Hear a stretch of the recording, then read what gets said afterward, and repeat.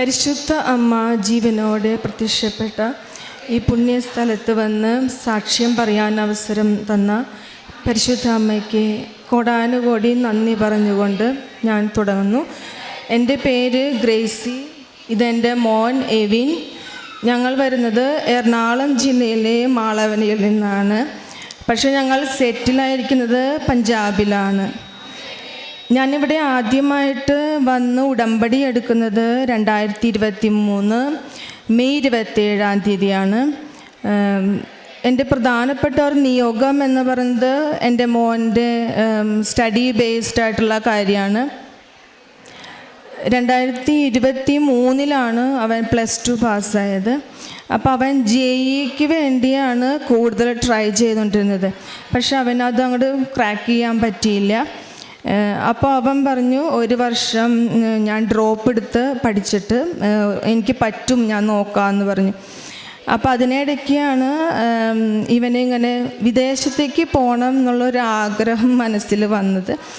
അപ്പോൾ പിന്നെ അവൻ വിദേശത്തേക്ക് നോക്കാമെന്ന് കരുതി. ഫസ്റ്റ് അവൻ നോക്കിയത് US യൂണിവേഴ്സിറ്റിയിലേക്കാണ് നോക്കിയത്. അപ്പോൾ അവിടെ സ്കോളർഷിപ്പ് നന്നായി കിട്ടും എന്നൊരു പ്രതീക്ഷയോട് കൂടി അവിടെ കൊടുക്കാമെന്ന് വിചാരിച്ചു. അപ്പോൾ ഇവൻ തന്നെയാണ് എല്ലാ ആപ്ലിക്കേഷൻസും ഒക്കെ അപ്ലൈ ചെയ്തത്. അപ്പം അതിന് വേണ്ടിയിട്ട് ഒരുപാട് മാസത്തെ ലോങ് പ്രോസസ്സാണിത് ശരിക്കും. അപ്പം അതിന് വേണ്ടിയിട്ട് IELTS, SAT അതൊക്കെ നോക്കണമായിരുന്നു. അപ്പം അതൊക്കെ അവൻ നല്ല സ്കോറോടുകൂടി മാർക്ക് വാങ്ങിയായിരുന്നു. ഇപ്പോൾ കൊടുത്ത യൂണിവേഴ്സിറ്റിയിൽ എല്ലായിടത്തുനിന്നും ഇവന് ഓഫർ ലെറ്റർ വന്നു. പക്ഷെ നല്ല സ്കോളർഷിപ്പ് കിട്ടിയെങ്കിലും നമുക്കത് അഫോർഡായിരുന്നില്ല. അപ്പോൾ പിന്നെ ഞങ്ങൾ കൗൺസിലറോട് സംസാരിച്ചപ്പോൾ അവർ പറഞ്ഞു, നല്ലൊരു എമൗണ്ട് നിങ്ങൾക്ക് ഷോ ചെയ്യണത് കൊണ്ട് അത്രയും ഒരു ഫണ്ട് നമ്മൾക്കില്ലാത്തത് കൊണ്ടും നിങ്ങൾക്ക് പറ്റുമെന്ന് തോന്നണില്ല എന്ന് പറഞ്ഞു. അപ്പം ഞങ്ങളത് ഉപേക്ഷിച്ചു. പിന്നെ 1-2 യൂണിവേഴ്സിറ്റിയുടെ സ്കോളർഷിപ്പ് ഡീറ്റെയിൽ വന്നിട്ടുണ്ടായിരുന്നില്ല. അപ്പം നമ്മളത് പറ്റില്ല എന്നോർത്ത് നമ്മളത് പിന്നെ കൺട്രി മാറ്റി ചിന്തിക്കാൻ തുടങ്ങി. ഓസ്ട്രേലിയക്ക് നോക്കാൻ തുടങ്ങി. അങ്ങനെ ഇവൻ ഓസ്ട്രേലിയക്ക് ഒരു കൗൺസിലറിൻ്റെ സഹായത്തോടെ ആപ്ലിക്കേഷൻസൊക്കെ മൂവ് ചെയ്തു. അവിടെ നിന്നും കൊടുത്തുനിന്ന് എല്ലായിടത്തും ഇവന് ഓഫർ ലെറ്റർ വന്നു. അങ്ങനെ ഇരിക്കുമ്പോഴാണ് ഞാനിവിടെ വന്ന് തീർത്ഥാടന ഉടമ്പടി എടുക്കണേ. അപ്പോൾ ഇവിടെ ഉടമ്പടി ക്ലാസ് കഴിഞ്ഞപ്പോൾ നിയോഗങ്ങൾ എഴുതാൻ വേണ്ടി തുടങ്ങുന്നതിന് മുമ്പ് ഒരു ബ്രദർ പറഞ്ഞു, നിങ്ങൾക്ക് ഒരിക്കലും നടക്കില്ല എന്നുള്ള നിയോഗങ്ങൾ നിങ്ങൾ ആദ്യം എഴുതാൻ പറഞ്ഞു. അപ്പം ഞാൻ ആദ്യം എഴുതി വെച്ചത് US യൂണിവേഴ്സിറ്റിയിൽ അങ്ങനത്തെ കാര്യമാണ് ആദ്യം എഴുതിയത്. അങ്ങനെ ഉടമ്പടി എടുത്ത് തിരിച്ചു പോയി പ്രതീക്ഷ, പ്രാർത്ഥന, എല്ലാ കാര്യങ്ങളും ഞങ്ങൾ പറ്റാവുന്ന തരത്തിൽ ഇവനും എൻ്റെ കൂടെ നിന്ന് എല്ലാം ചെയ്യായിരുന്നു. അങ്ങനെ ഞങ്ങൾ തിരിച്ചു പോയി പഞ്ചാബിലേക്ക്. അവിടെ ചെന്നപ്പോൾ അപ്പോഴും ഞങ്ങൾ US യൂണിവേഴ്സിറ്റി കംപ്ലീറ്റ് ഞങ്ങൾ ഉപേക്ഷിച്ചായിരുന്നു. പിന്നെ ഓസ്ട്രേലിയ നോക്കിക്കൊണ്ടിരുന്നായിരുന്നു. അപ്പം ഞങ്ങൾ വേറെ 2 യൂണിവേഴ്സിറ്റിയിൽ USന്ന് 50% സ്കോളർഷിപ്പ് കിട്ടിയായിരുന്നു. അപ്പം ഞങ്ങൾ കൗൺസിലറോട് വീണ്ടും ചോദിച്ചു, ഇനി നമുക്കത് പറ്റുമോ എന്ന് ചോദിച്ചു. അപ്പോൾ അവർ പറഞ്ഞു, 50% സ്കോളർഷിപ്പ് കിട്ടിയതുകൊണ്ട് നമുക്ക് നോക്കാം, വലിയതായിട്ട് ഫണ്ട് അങ്ങനെ ഷോ ചെയ്യേണ്ടി വരില്ല എന്ന് പറഞ്ഞു. അങ്ങനെ ഞങ്ങൾ ഒരു കൺഫ്യൂഷനായി എന്താ ചെയ്യേണ്ടത്. പിന്നെ ലാസ്റ്റ് മാതാവിനോട് പ്രാർത്ഥിച്ചു. നമ്മൾ US തന്നെ സെലക്ട് ചെയ്തു. അപ്പോൾ ഓസ്ട്രേലിയയിലെ ഹാലും ഹോൾഡിലിട്ടു. അങ്ങനെ ഞങ്ങൾ USൻ്റെ കാര്യങ്ങൾക്ക് തീരുമാനിച്ചു, അതെന്നെ ഫോർവേഡ് ചെയ്യാം. അങ്ങനെ എൻ്റെ കൗൺസിലറോടൊക്കെ സംസാരിച്ചു. പിന്നെ വലിയൊരു പ്രോസസ്സാണ് ലോണിൻ്റെ പ്രോസസ്സ്. അപ്പോൾ ലോണൊന്നും അത്ര ഒരു എമൗണ്ട് ഞങ്ങൾക്ക് കിട്ടാൻ അവിടുത്തെ ഒരു വാല്യുവേഷൻ അനുസരിച്ച് ബുദ്ധിമുട്ടാണ്. അപ്പം ഞങ്ങൾ ബാങ്കിൽ പോയാലും ഉടമ്പടി കാശ് രൂപം ഇവൻ കഴുത്തിലിട്ടിട്ടാണ് പോവാറ്.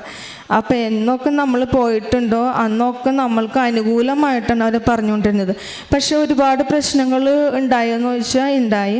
പക്ഷെ അതൊക്കെ ഈ ഉടമ്പടി കാശ് രൂപം കയ്യിലുള്ളത് കൊണ്ട് ഒക്കെ തരണം ചെയ്യാൻ പറ്റി. പിന്നെ അവിടുത്തെ മാനേജർക്കാണ് കൂടുതൽ ഇൻട്രസ്റ്റായി നമുക്ക് എങ്ങനെ ലോൺ കൊടുക്കാൻ പറ്റുമെന്ന്. അങ്ങനെ അത്ഭുതം എന്ന് പറയട്ടെ, ഞങ്ങൾ വെച്ച എമൗണ്ട് തന്നെ ലോൺ കിട്ടി. പിന്നെ ഫർദർ പ്രോസസ്സ് ഞങ്ങൾ കണ്ടിന്യൂ ചെയ്തു. അവിടെ നിന്ന് ഫൈനൽ കൺഫർമേഷൻ ഒരു ലെറ്റർ I-20 ഫോം അതും കിട്ടി. പിന്നെ നമ്മൾക്ക് അടുത്തതായിട്ട് ചെയ്യേണ്ടത് ഇൻ്റർവ്യൂ ആണ്. അപ്പോൾ ഇൻ്റർവ്യൂ എന്ന് പറഞ്ഞിട്ടുണ്ടെങ്കിൽ നമുക്ക് പിന്നീടാണ് മനസ്സിലായത് US വിസ ഇൻ്റർവ്യൂ എന്ന് പറഞ്ഞാൽ അത്ര എളുപ്പമല്ല, ഭയങ്കര ടഫാണ്. അപ്പോൾ പിന്നെ അവർ പറഞ്ഞു നമ്മൾ എന്തൊക്കെ ഫണ്ട് ഉണ്ടായാലും ഇൻ്റർവ്യൂ ക്ലിയർ ആയില്ലെങ്കിൽ പിന്നെ ഒന്നും ചെയ്യാൻ പറ്റില്ല എന്ന് പറഞ്ഞു. അങ്ങനെ പിന്നെ അടുത്തത് ഞങ്ങൾ ചെയ്തത് ഡേറ്റ് എടുക്കണം, ഇൻ്റർവ്യൂ ഡേറ്റ്. അപ്പം ഇവൻ ഒത്തിരി ലേറ്റ് ആയതുകൊണ്ട് ആദ്യമൊക്കെ ഇൻ്റർവ്യൂ ഡേറ്റ് കിട്ടുമോ എന്നുള്ള സംശയമായിരുന്നു. അപ്പം ഞങ്ങൾ വെക്കേഷന് ഈ ജൂണിലാണ് നാട്ടിലേക്ക് വന്നത്. അപ്പം ഞാൻ അമ്മ മാതാവിനോട് പ്രാർത്ഥിച്ചു, മാതാവേ ജൂൺ മാസത്തിൽ തന്നെ ഒരു ഡേറ്റ് കിട്ടണേ, അന്നത്തെ ഡേറ്റിൽ തന്നെ എനിക്ക് ഇവിടെ വന്ന് പ്രാർത്ഥിക്കാൻ പറ്റണേ എന്ന് ഞാൻ പ്രാർത്ഥിച്ചിട്ടുണ്ടായി. അങ്ങനെ ഞങ്ങൾ നോക്കുമ്പോൾ ഡേറ്റ് ഞങ്ങൾക്ക് വളരെ എളുപ്പമായിട്ട് കിട്ടി. ഇൻ്റർവ്യൂവിന് ഡേറ്റ് എടുത്തത് ജൂൺ 14, അതായത് ഈ വെള്ളിയാഴ്ചയായിരുന്നു, കഴിഞ്ഞ വെള്ളിയാഴ്ച. അപ്പോൾ മുംബൈ കോൺസുലേറ്റിലായിരുന്നു ഇൻ്റർവ്യൂ. അപ്പോൾ അന്ന് ദിവസം അതിന് മുമ്പ് ഞാനിവിടെ നാട്ടിൽ വന്നു. എന്നിട്ട് വെള്ളിയാഴ്ച ജൂൺ 14 ഞാനിവിടെ വന്ന് പ്രാർത്ഥിച്ചു. ഇവിടെ വന്ന് ഞാൻ അമ്മ മാതാവിനോട് പറഞ്ഞത് അവിടെ വിസ ഇൻ്റർവ്യൂവിൻ്റെ കൗണ്ടറിൽ ഒന്ന് പോയിട്ട് ഇവനെ ഒന്ന് സഹായിക്കണം മാതാവേന്ന്. അപ്പോൾ തലേ ദിവസം ഞാനിവന് വിളിച്ച് പറഞ്ഞു, നാളെ നീ പേടിക്കണ്ട, മാതാവ് എന്തായാലും അവിടെ കൗണ്ടറിൽ വരും. അതിന് ഞാൻ ഒരു അടയാളമായിട്ട് ഞാൻ ഇവനോട് പറഞ്ഞു, ഒരു ലേഡി വിസ ഓഫീസർ ആയിരിക്കും വരാൻ പോണേ. അപ്പോൾ അങ്ങനെ പിറ്റേ ദിവസം ഇൻ്റർവ്യൂ ആണ്. അപ്പോൾ ഇൻ്റർവ്യൂവിന് ഞാൻ നാട്ടിലേക്ക് വരുന്നതിന് മുമ്പേ ഇവൻ്റെ സർട്ടിഫിക്കറ്റ് ഫയലിൽ ഞാൻ ഉപ്പ് ഒക്കെ ഇട്ട് പ്രാർത്ഥിച്ചിട്ടാണ് വന്നത്. പിന്നെ ഇവൻ തൈലം കൊണ്ടുപോയിട്ടുണ്ട്, അതൊക്കെ കുരിശ് വരച്ചാണ് ഇൻ്റർവ്യൂവിന് പോയത്. കാശ് രൂപം കഴുത്തിലിട്ട്. അങ്ങനെ പിറ്റേ ദിവസം ഞാനിവിടെ വന്ന് പ്രാർത്ഥിച്ചു. 11:30 ആയപ്പോഴേക്കും സമയം പറഞ്ഞത് 10:10 പക്ഷെ 11:20 ഒരു മെസ്സേജൊന്നും വന്നില്ല. അപ്പം ഞാൻ ഉടമ്പടി പുതുക്കാനായിട്ട് അവിടെ ഹോളിലോട്ട് ചെന്നപ്പോൾ അവിടെ വെച്ചാണ് ഇവൻ്റെ മെസ്സേജ് വരുന്നത്, ഇവന് വിസ അപ്രൂവായി എന്ന് പറഞ്ഞിട്ട്. അപ്പോൾ ഇത് ഞങ്ങളെ സംബന്ധിച്ച് വലിയൊരു അനുഗ്രഹമാണ്. കാരണം ഞങ്ങൾക്ക് ചിന്തിക്കാൻ പറ്റാത്തില്ല, അത്ര ഉയരത്തിലുള്ള ഒരു നന്മയാണ് അമ്മ മാതാവ് ഞങ്ങൾക്ക് തന്നത്. ഞങ്ങൾ കാരുണ്യ പ്രവർത്തികളെന്ന് പറഞ്ഞിട്ടുണ്ടെങ്കിൽ അവിടെ ഞങ്ങൾ തെരുവിലെ കുറേ പിള്ളേർക്ക് ഞങ്ങൾ തന്നെ ഭക്ഷണം ഉണ്ടാക്കി ശനിയാഴ്ചകളിൽ കൊണ്ടുപോയി കൊടുക്കും. പിന്നെ അവിടെ വിൻ്റർ സീസൺ വന്നപ്പോൾ ഞങ്ങൾ പുതപ്പുകൾ മേടിച്ചിട്ട് അവിടെ കുറേ കോളനികളുണ്ട്, അവിടെയൊക്കെ ഞങ്ങൾ കൊണ്ടുപോയി കൊടുത്തു. പിന്നെ ഇപ്പോഴും എല്ലാ മാസവും ഞങ്ങൾക്ക് പറ്റാവുന്ന ഒരു പർട്ടിക്കുലർ എമൗണ്ട് ഞങ്ങൾ ഇപ്പോഴും കൊടുക്കുന്നുണ്ട്, പൈസയായിട്ട് ഞങ്ങൾ അയച്ചു കൊടുക്കും. പിന്നെ ഇതിനോട് ബന്ധപ്പെട്ട് മെയ് 14 ചൊവ്വാഴ്ചയായിരുന്നു. അപ്പം ഞാൻ എല്ലാ ചൊവ്വാഴ്ചയിലത്തെ ഉടമ്പടി ധ്യാനം ഞാൻ കേൾക്കും. അപ്പോൾ ചൊവ്വാഴ്ചയിലത്തെ ഉടമ്പടി ധ്യാനത്തിൽ ഞാൻ എന്നും ഉടമ്പടി ധ്യാനം കേട്ടാലും അതിനകത്ത് ഒരു മെസ്സേജ് എനിക്കുണ്ടാവും. അപ്പം അന്ന് ഉടമ്പടി എടുത്തപ്പോൾ അച്ഛൻ പറയാണ്, പറഞ്ഞാൽ ആരും സമ്മതിക്കാത്തതും കേട്ടാൽ വിശ്വസിക്കാത്തതുമായ ഒരു അടയാളം നിൻ്റെ ജീവിതത്തിൽ പ്രവർത്തിക്കാൻ പോകുന്നു. അപ്പം ഞാനത് എൻ്റെ മെസ്സേജായിട്ട് ഞാനതെടുത്തു. അന്ന് മെയ് 14, ഇവൻ്റെ ഡേറ്റ് എടുത്തത് ജൂൺ 14. അപ്പം ഞാനതിൽ ഉറച്ച് വിശ്വസിച്ചു. പിന്നെ ഞാൻ ഇവന് ഇൻ്റർവ്യൂവിന് പോണതിന് മുമ്പേ ഇങ്ങനെ എല്ലാവരും ഭയങ്കര ടഫാണെന്ന് പറയുമ്പോൾ നമുക്കുള്ളിലൊരു പേടിയായിരുന്നു. അപ്പം ഞാൻ ഇവന് ആ ഒരു നിയോഗം വെച്ചിട്ട് ഞാൻ ബൈബിൾ എടുത്ത് പ്രാർത്ഥിച്ചു. അപ്പോൾ എനിക്ക് കിട്ടിയ വചനം 1 നിയമാവർത്തനം 28-ാം അധ്യായം 20-ാം വാക്യം, ശക്തനും ധീരനുമായിരുന്നു നീ ചെയ്യുക, ഭയമോ ശങ്കയോ വേണ്ട, കർത്താവായ ദൈവം നിൻ്റെ കൂടെയുണ്ട്. അപ്പോൾ ഈ ഒരു വചനം ഞാൻ ഇവനോടും പറഞ്ഞ് നീ റിപ്പീറ്റ് ചെയ്തത് പറയാൻ പറഞ്ഞു. അങ്ങനെ ഇത്രയും വലിയൊരു അനുഗ്രഹം അച്ഛൻ പറഞ്ഞതുപോലെ തന്നെ പറഞ്ഞാൽ സമ്മതിക്കാത്തതും കേട്ടാൽ ആരും വിശ്വസിക്കാത്തതുമായ വലിയൊരു അനുഗ്രഹമാണ് ഞങ്ങളുടെ ജീവിതത്തിൽ അമ്മ മാതാവ് തന്നത്. ഈ ഒരു അനുഗ്രഹത്തിന് എങ്ങനെ നന്ദി പറയണമെന്നില്ല. ഇപ്പം ഞാൻ വെള്ളിയാഴ്ച ഇവിടെ വന്നപ്പോൾ ഞാൻ നാട്ടിൽ വരുമ്പോഴാണ് പത്രം വിതരണം ചെയ്യാറ്. പത്രം ഞാൻ എല്ലാ ബസ് സ്റ്റോപ്പുകളിലും കൊണ്ടാണ് കൊടുക്കാറ്. ഇപ്പം ഞാൻ അന്ന് ഇവിടെ വന്നപ്പോൾ ഞാൻ ഓർത്ത് ഇത്രയും വലിയ അനുഗ്രഹം ചെയ്ത മാതാവിന് എന്ത് ചെയ്താലാ മതിയാവുക. അപ്പം ഞാനിവിടുന്ന് 10 കെട്ട് പത്രം വാങ്ങിക്കൊണ്ടുപോയി. അത് ഇപ്പം ഞാൻ 5 കെട്ട് കഴിഞ്ഞു, ബാക്കി ഞാനിപ്പോൾ കൊടുത്തുകൊണ്ടിരിക്കുകയാണ്. കാരണം വെള്ളിയാഴ്ച വാങ്ങിയത്. അപ്പോൾ ഇത്രയും വലിയൊരു അനുഗ്രഹം ചെയ്ത അമ്മ മാതാവിന് ഇനി മരണം വരെ നന്ദി പറഞ്ഞാലും മതിയാവില്ല. അമ്മ മാതാവിനും ഈശോയ്ക്കും കോടാനുകോടി നന്ദി. നിങ്ങൾ ശാന്തരായിരുന്നാൽ മതി, കർത്താവ് നിങ്ങൾക്ക് വേണ്ടി യുദ്ധം ചെയ്തുകൊള്ളും. പുറപ്പാടിൻ്റെ പുസ്തകം 14-ാം അധ്യായം 14-ാം തിരുവചനമാണ്. തൻ്റെ മകൻ്റെ അഡ്മിഷൻ്റെ കാര്യം, അതായത് പഠനത്തിന് US പോകുന്നത്.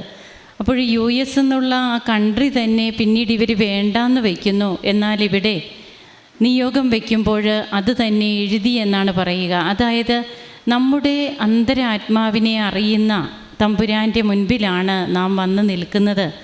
അപ്പോൾ നമുക്ക് ഉള്ളിൻ്റെ ഉള്ളിൽ നമുക്കുള്ള ആ ആഗ്രഹം അതുപോലും അമ്മ എത്ര കൃത്യമായിട്ടാണ് നിയോഗമായിട്ട് എഴുതുവാൻ നമ്മെ പ്രേരിപ്പിക്കുക. നാം പോലും പലപ്പോഴും അറിയില്ല, ഓർക്കാറില്ല. ഒരിക്കൽ നാം ഇങ്ങനെ ചിന്തിച്ചിരുന്നു, ഇനി അത് വേണ്ട എന്നൊക്കെ പറയുന്ന കാര്യങ്ങൾ എത്ര കൃത്യമായിട്ടാണ് ദൈവം നമ്മുടെ കാര്യത്തിൽ ഇടപെട്ട് നമ്മെ ഓർമ്മിപ്പിക്കുക.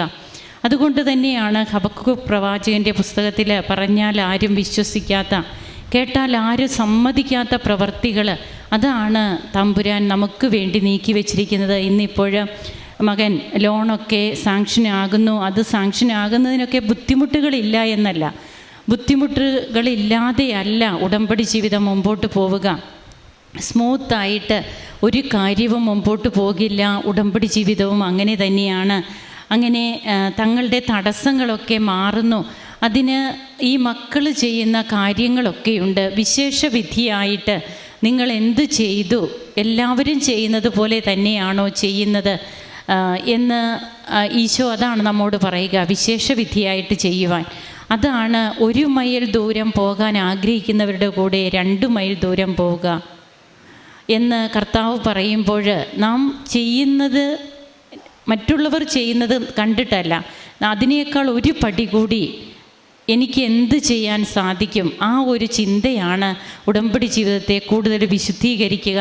അങ്ങനെയാണ് ഓരോ മക്കളും തങ്ങളുടെ സാക്ഷ്യം അൾത്താരയിൽ പറയുമ്പോൾ അവർ പറയുന്ന കാര്യങ്ങൾ അങ്ങനെയാണ്.